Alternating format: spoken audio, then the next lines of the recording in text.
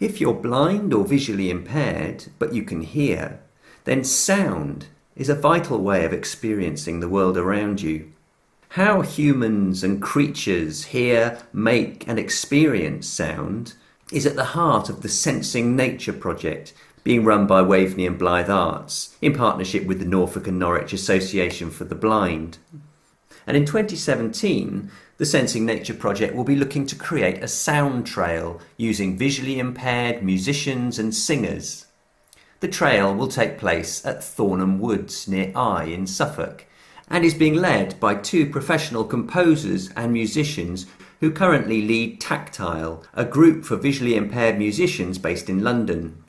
Right now, Jackie Walduck and Adrian Lee are trying to recruit singers and musicians, especially those who are blind or visually impaired, to join them in creating an ensemble of musicians to create the sound trail. And if you're interested in taking part, Jackie and Adrian will be holding a series of taster workshops in February 2017, which are taking place in Norwich, Ipswich, Bungay and Eye. I asked Jackie to explain more about what these taster workshops would involve and what people could expect. We're opening our doors really to give people the opportunity to come and see if they want to get involved with the final project. So it will be a day of exploration, of discovery.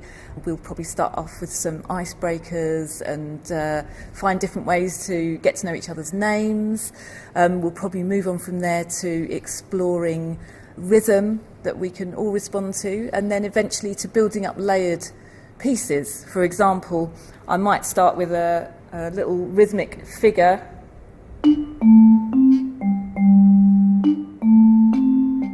and then add something.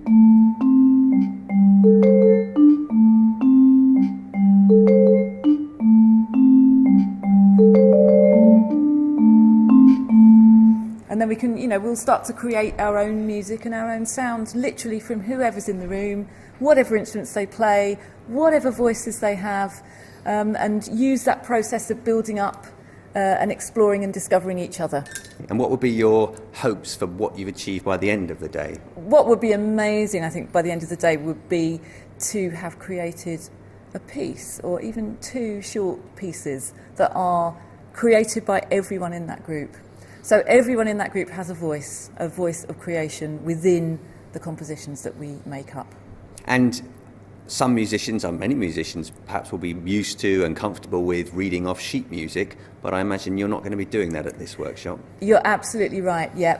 We will be exploring tactile notation, so it's a very, very different kind of notation, and just sort of gently easing people into the ideas of improvisation.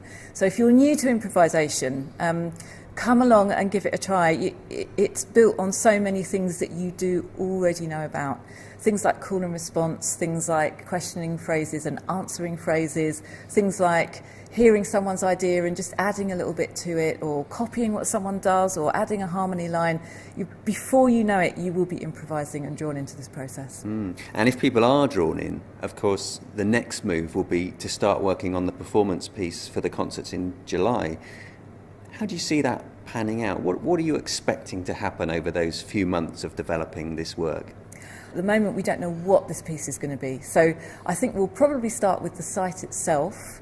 The site being Thornham Walks? Yep, Thornham Walks, that's right. And it would be amazing to have everyone who wants to be part of the ensemble going there and exploring that site together and reflecting on what it is, what's exciting about that site, how do we approach that site without our sight, and what do we hear, how do we hear the sounds of nature, what wildlife is there and how is that wildlife dealing with the site and finding its way around and doing what it needs to do to survive. So that's going to be our inspiration. And then big piece of paper, lots and lots of ideas, and we'll refine those ideas and develop those through this process of improvisation and dialogue. We'll develop those into our compositions. And I imagine you've done maybe similar things before. What's the joy for you in this kind of work? Why do you do it? The joy for me is it's really good fun to start and just put some ideas out and see where they go with a group of people, and as a group discover your sound and to discover your identity and make the piece of music that you want to make. as an ensemble, it's a very, very empowering thing and a really exciting thing to do. And your voice within that might be really subtle, or it might be really strong, it might be very powerful, it might be something that's very loud and dramatic, it might be something that's incredibly soft and very, very, very gentle. And I love to bring those sounds and those voices together and create something that's dramatically exciting for our audience to come and listen to. Well, it sounds like a fantastically creative, fun, sociable process. So we really hope that people listening to this will think about getting involved in these workshops. Yeah, and I would urge anyone to just come and give it a try. Okay, Jackie, that's brilliant. Thank you very much. A pleasure. Alongside Jackie in running the workshops will be Adrian Lee, a visually impaired composer and guitarist. I asked Adrian what kind of musicians and instrumentalists they were hoping would come along to the Taster Workshop. Were they hoping for professional musicians? Well, if there happen to be any professional musicians around, that would be fantastic. But no, we're really looking for people in the local community who love playing music, who love sharing music. I think that's most important of all. It's important to have a certain amount of experience. So, for instance, if you're a vocalist, for example, if you enjoy getting up and singing and sharing that, maybe you're in a local choir, maybe you're in a local group or something like that, you certainly don't have to be a professional standard. And are you only looking for people with visual impairment, or can sighted people take part as well? Sighted people can take part as well. Visually impaired people can come along with buddies, or if they happen to be able to come along by themselves, that's fantastic too. Yeah. So I think we're looking for an integrated kind of group of people, and people with an enthusiasm for actually taking part and finding out maybe a new way of making music together, actually sharing in a creative process, I think is what this is really, really about. So the end result will be something quite special, quite unusual. And if people are listening to you now and thinking, well, I'm not sure, I might not be good enough, or I haven't played for a while because perhaps they've been losing their sight and they haven't played for a bit. Yes. I guess the taster workshops we've got planned are an ideal chance for them to come along and give it a try. Yeah, definitely. I mean, in terms of our planning, I think we thought the taster part was really important. Because often if you don't want to sort of necessarily to commit to something like does it mean I have to sort of be of a certain standard? Do I have to, get myself up to scratch? No, you don't. All you have to do is get yourself along to a taster workshop, come along and I hope come and have fun.